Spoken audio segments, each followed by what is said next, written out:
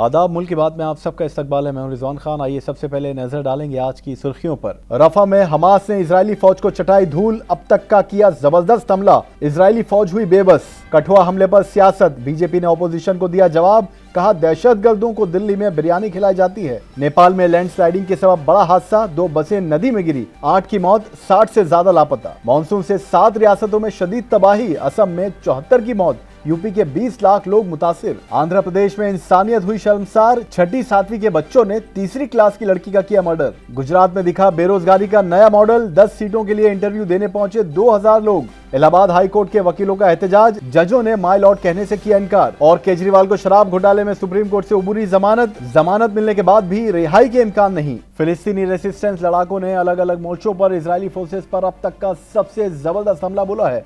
आपको बता दें, हमास की अल कस्साम और अल कुद्दूस ब्रिगेड ने रफा में आईडीएफ कमांड हेडक्वार्टर और इजरायली फोर्सेस पर अपने ताबड़तोड़ हमलों की फुटेज जारी की है। हमास के इन घातक हमलों ने इजरायली टैंकों के परखच्चे उड़ा डाले हैं और कई इजरायली फौजियों की जान चली गई है। गजा में हमास के लड़ाकों के आगे इजरायली फौज बुरी तरह बेबस हो चुकी है। यूं तो आईडीएफ रफा में हमास को जड़ से खत्म करने के लिए दाखिल हुई थी, लेकिन हमास के लड़ाकों की ताबड़तोड़ कार्रवाई ने तो इस जंग का पासा ही पलट के रख दिया है। फिलिस्तीनी रेसिस्टेंस आईडीएफ को तगड़ी चोट पहुंचा रहा है, जिसकी वजह से इजरायली फौज हमास के सामने घुटने टेक चुकी है। सदन गाजा के शहरों और खुसूसी तौर पर रफा के तल अल हवा में रेसिस्टेंस फोर्सेज ने आईडीएफ पर 7 अक्टूबर के बाद से अब तक का सबसे तगड़ा हमला किया है। न्यूज वेबसाइट अल मयादीन के मुताबिक हमास की मिलिट्री विंग अल कस्साम ब्रिगेड ने तल अल हवा में टेंडम रॉकेट प्रोपेल्ड ग्रेनेड से 2 मरकावा टैंक्स को निशाना बनाकर उसके परखच्चे उड़ा दिए। हमास के जरिए शेयर की गई वीडियो में देखा जा सकता है कि कैसे हमास के लड़ाके आईडीएफ को कड़ी टक्कर दे रहे हैं। इसी इलाके में हमास के लड़ाकों ने थर्मोबैरिक आरपीजी से एक आईडीएफ की पेट्रोलिंग फौज की यूनिट को निशाना बनाया, जिसमें कई इजरायली फौजियों की मौत हो गई और कई जख्मी हो गए। अल मयादीन के मुताबिक अल कस्साम ब्रिगेड ने आगे बताया कि उन्होंने नेत्जिरिम एक्सिस में तैनात आईओएफ पर भारी कैलिबर मोटार गोले दागे। इसके अलावा रफा के ताल जारब में अल कस्साम ब्रिगेड ने इजरायली फौजियों और गाड़ियों की एक भीड़ पर कैलिबर मोटार के गोलों से हमला किया। साथ ही रेसिस्टेंस के लड़ाकों का एक इमारत में छिपे हुए आईडीएफ के फौजियों के साथ सीधा टकराव भी हुआ। दूसरी जानिब अल कुद्स ब्रिगेड ने भी इजरायली फौज पर अपने ताबड़तोड़ हमलों के बारे में बड़ा ऐलान करते हुए बताया कि उसके लड़ाकों ने 107 मिलीमीटर टाइप के रॉकेटों के साथ फजा मिलिट्री साइट पर गोलाबारी की और नेत्जिरिम एक्सिस पर एक आईओएफ पोस्ट को निशाना बनाकर जबरदस्त हमले किए। गजा में फलस्तीनी रेसिस्टेंस लड़ाकों को इतनी बहादुरी से इजरायली फौज का सामना करते हुए देखकर तो यही जाहिर होता है कि इजरायली पीएम नेतन्याहू के बड़े बड़े दावों पर रेसिस्टेंस के लड़ाकों ने बुरी तरह पानी फेर दिया है। इन सब बातों से तो यही जाहिर होता है कि नेतन्याहू के जरिए गजा में टोटल विक्ट्री हासिल करने का अहद महज एक खोखला दावा था। दिल्ली में बढ़ती बिजली कीमत को लेकर बीजेपी ने आम आदमी पार्टी के खिलाफ मोर्चा खोल दिया है। दिल्ली बीजेपी सदर वीरेंद्र सचदेवा ने कई पार्टी लीडरान और कारकुनान के साथ मिलकर दिल्ली में एहतजाजी मुजाहरा किया। दिल्ली में बिजली के बिलों पर लगाए गई पीपीएसी और पेंशन ट्रस्ट चार्ज का मामला सियासी रूप लेता जा रहा है। बीजेपी और कांग्रेस ने इसको लेकर दिल्ली आम आदमी पार्टी सरकार के खिलाफ मोर्चा खोल दिया है।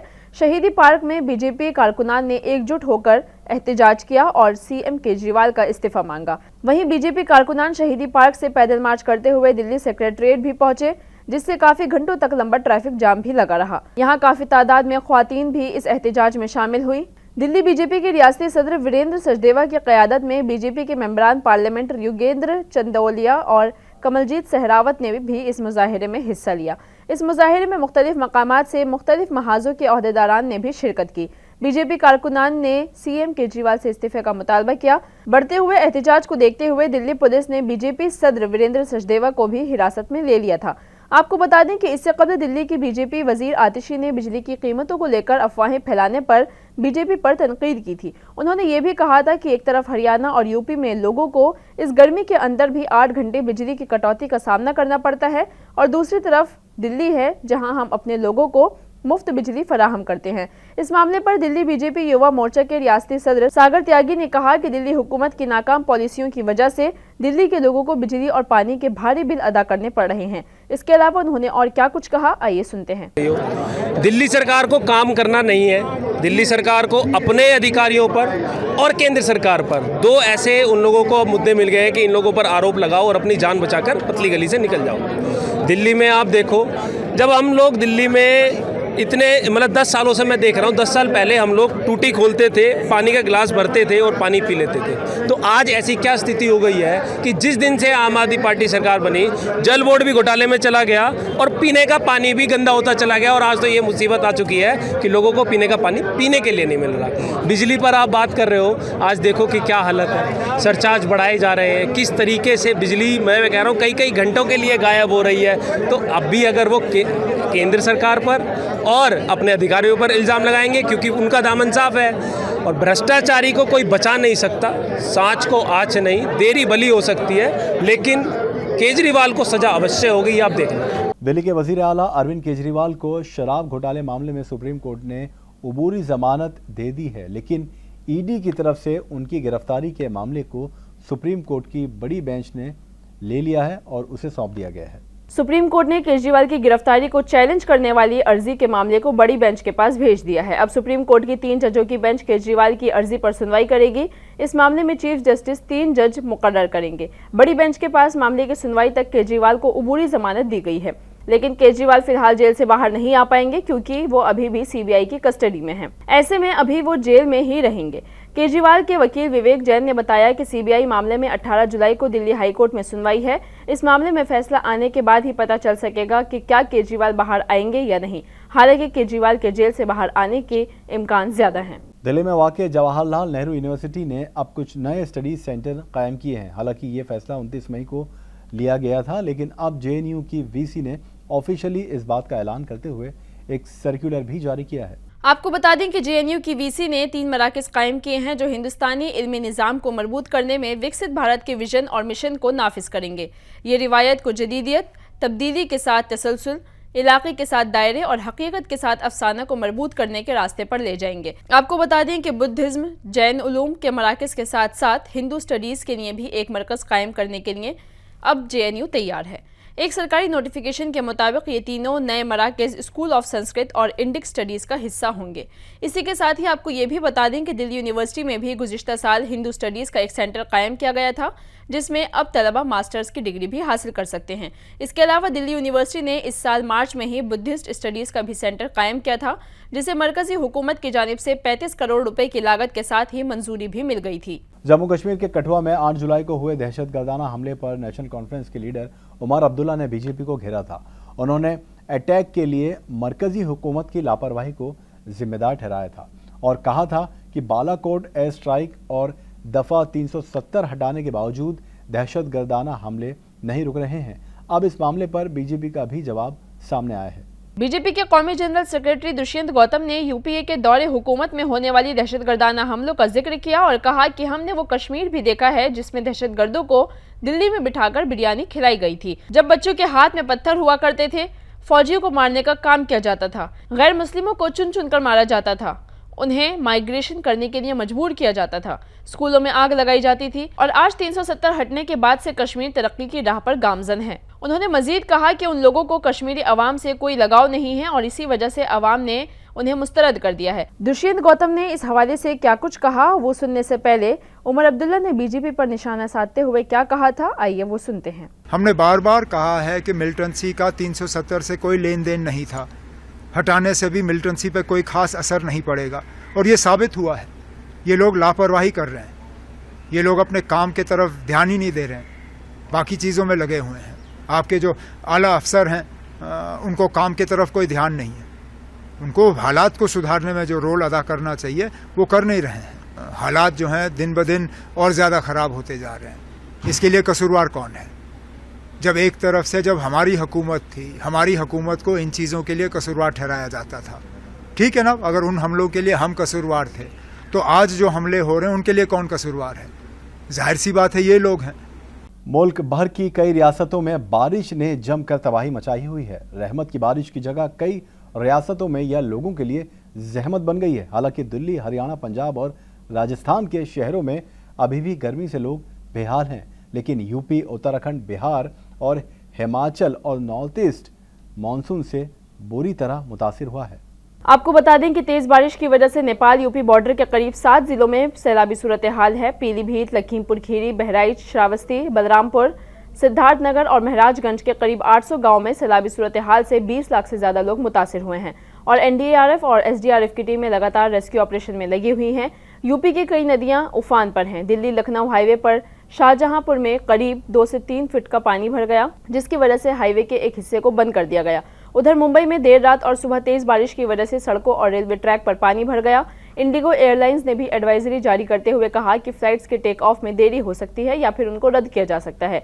वहीं उत्तराखंड में लगातार 5 दिन चली बारिश के बाद बार बार लैंडस्लाइडिंग के चलते 200 सड़कें बंद हैं। सबसे खराब हालात बद्रीनाथ रूट पर हैं, जहां 22 जगह लैंडस्लाइडिंग की वजह से 4 धाम यात्रा की सड़क 3 दिन से बंद है और इसके चलते 4000 अकीदतमंद सड़कों पर फंसे हुए हैं।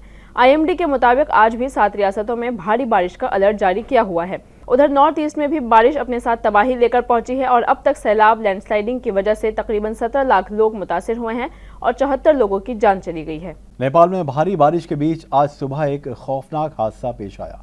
आज एक हाईवे पर लैंडस्लाइडिंग की खबर सामने आई, जिसमें 2 बसें त्रिशूल नदी में जा गिरी, जिसके बाद बड़े पैमाने पर सर्वे ऑपरेशन शुरू किया गया। मालूमात के मुताबिक दोनों बसों में ड्राइवर समेत कुल 63 लोग सवार थे। मीडिया रिपोर्ट्स के मुताबिक हादसे में 7 हिंदुस्तानी और एक बस ड्राइवर की मौत हुई है। 50 से ज्यादा लोग अभी भी लापता हैं, जबकि 2 लोगों ने बस से कूदकर अपनी जान बचाई है। वहीं अभी भी कई लोगों के लापता होने की खबरें हैं, जिनके लिए बड़े पैमाने पर सर्च ऑपरेशन चलाया जा रहा है।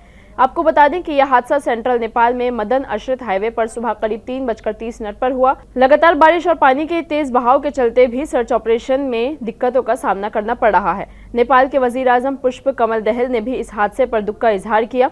साथ ही आपको बताते चलें कि नेपाल में बारिश और खराब मौसम के चलते काठमांडू से भरतपुर जाने वाली सभी फ्लाइट्स को अगले हुक्म तक रद्द कर दिया गया है। वहीं पिछले 7 दिनों में 62 लोगों की मौत हुई है और 90 से ज्यादा लोग जख्मी हुए हैं। इनमें 34 लोग लैंडस्लाइडिंग में मारे गए, जबकि 28 लोग सैलाब में बह गए हैं। अफसरान के मुताबिक नेपाल में भारी बारिश से कई इलाकों में सैलाबी सूरत हाल है, जिससे 121 घर सैलाब में बह गए हैं और 82 बुरी तरह से तबाह हो चुके हैं। मुल्क भर में बढ़ रहे सड़क हादसा थमने का नाम नहीं ले रहे हैं और ना ही इनको रोकने के लिए कोई कदम उठाया जा रहा है। यूपी, बिहार, महाराष्ट्र से आए दिन सड़क हादसों की खबरें सामने आ रही हैं। वहीं आज सुबह कर्नाटक में भी एक दर्दनाक हादसा पेश आया। कर्नाटक के कोलार में देर रात लॉरी ने मुसाफिरों से भरी बस को टक्कर मार दी। इस हादसे में 9 लोगों की मौत हो गई, जबकि 15 लोग जख्मी हुए हैं। ये दर्दनाक सड़क हादसा कोलार के पास नरसापुर में हुआ। टक्कर इतनी जोरदार थी कि बस के परखच्चे उड़ गए और सड़क पर कागजात की तरह बिखर गए। कर्नाटक में 24 घंटों के अंदर ये दूसरा बड़ा हादसा था। जुमेरात को ही मांड्या जिले के नागमंगला ताल्लुक में एक और सड़क हादसा हुआ था, जिसमें कार और कैंटर के बीच टक्कर हुई थी, जिसमें 3 लोगों की मौत हो गई थी। कुछ रिपोर्ट्स के मुताबिक ये सामने आया है कि हिंदुस्तान में सड़क हादसात में मरने वालों की तादाद काफ़ी ज़्यादा है और इस कड़ी में हिंदुस्तान पूरी दुनिया में दूसरे मकाम पर है। वहीं एक रिपोर्ट से ये भी पता चला है कि इस साल के 6 महीनों के दौरान सिर्फ नागपुर में ही 500 से ज़्यादा एक्सीडेंट हुए हैं, जिसमें 200 से ज़्यादा लोगों की मौत हुई है। और रिपोर्ट से ये भी वाज़ेह हुआ है कि हिंदुस्तान में एक दिन में कम से कम 2 लोग सड़क हादसात में अपनी जान गंवा देते हैं। मुल्क भर में बढ़ रही बेरोजगारी एक संगीन मसला बन गई है और इसी की एक ताज़ा मिसाल हमें गुजरात की एक वीडियो में देखने को मिल रही है, जो सोशल मीडिया पर तेजी से वायरल हो रही है। दरअसल गुजरात के भरूच की एक वीडियो सोशल मीडिया पर खूब वायरल हो रही है। इस वीडियो में साफ देखा जा रहा है कि छोटी सी जगह में कई हजार लोग इकट्ठा हुए हैं और खूब धक्का मुक्की कर रहे हैं।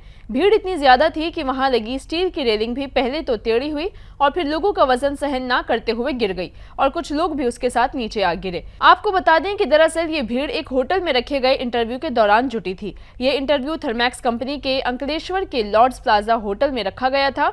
अफसरान के मुताबिक थर्मैक्स कंपनी ने भरूच के झगड़िया GICD में बन रहे एक नए प्लांट के लिए वैकेंसी निकाली थी और इन 10 वैकेंसी के इंटरव्यू के लिए तकरीबन 2000 लोग पहुंचे थे। वहीं इस वारदात पर रद्द-ए-अमल जाहिर करते हुए कांग्रेस ने बढ़ती बेरोजगारी और बीजेपी के गुजरात मॉडल की नाकामयाबी का सबूत बताया है।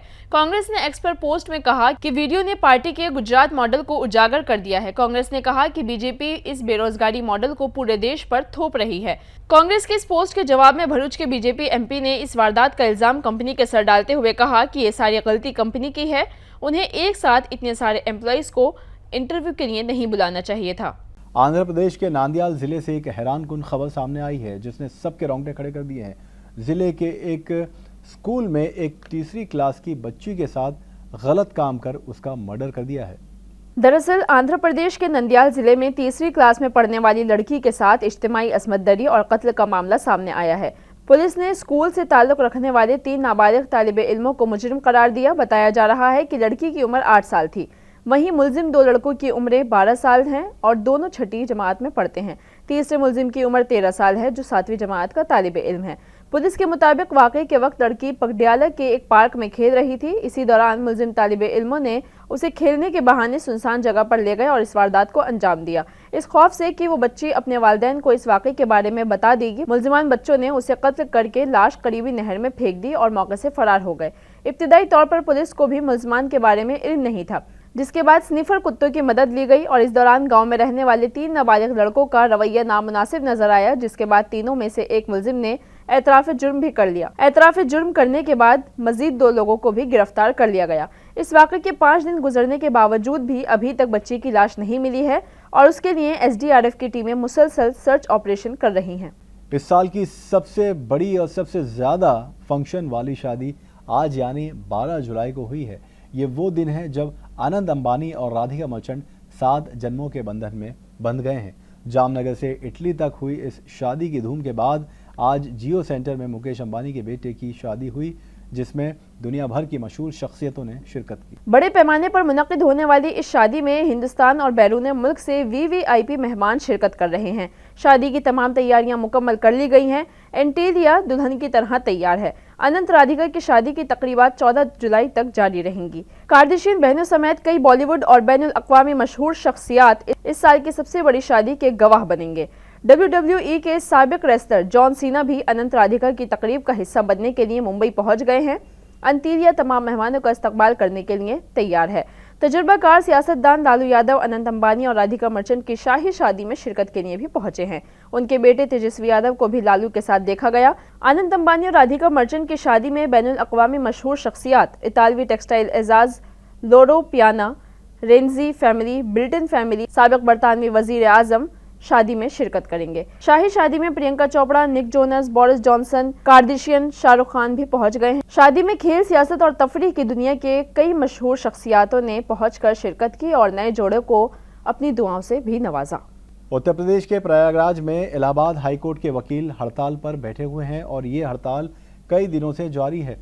साथ ही उन्होंने किसी भी काम में हिस्सा लेने से भी इनकार कर दिया है। एसोसिएशन ने वकीलों के साथ बदसलूकी और दीगर मसाइल के हल न होने के खिलाफ एहतिजाजन अदालती काम न करने का मुतालबा किया है। हड़ताल के दूसरे दिन सीनियर एडवोकेट अनिल तिवारी की सदारत में और जनरल सेक्रेटरी विक्रांत पांडे की सदारत में एग्जीक्यूटिव मीटिंग हुई। आपको बताते चलें कि एसोसिएशन ने जुमे को मीटिंग की और अदालती काम न करने का फैसला किया। ये करारदाद भी मंजूर की गई कि अब कोई वकील जजेस को माई लॉर्ड या योर लॉर्डशिप नहीं कह सकेगा। हाईकोर्ट बार एसोसिएशन की कॉल पर वकीलों ने जुमेरात को भी हड़ताल जारी रखी।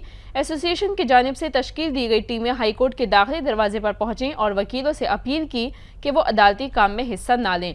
उसी दौरान एसोसिएशन ने दोपहर में एक मीटिंग फिर से बुलाई और जुमे को भी अदालती काम ना करने का फैसला किया। तो मुल्क की बात में आज के लिए बस इतना ही। अगले शुमारे में कुछ और ताज़ा खबरों के साथ लौटेंगे। आप देखते रहिए तहज़ीब TV।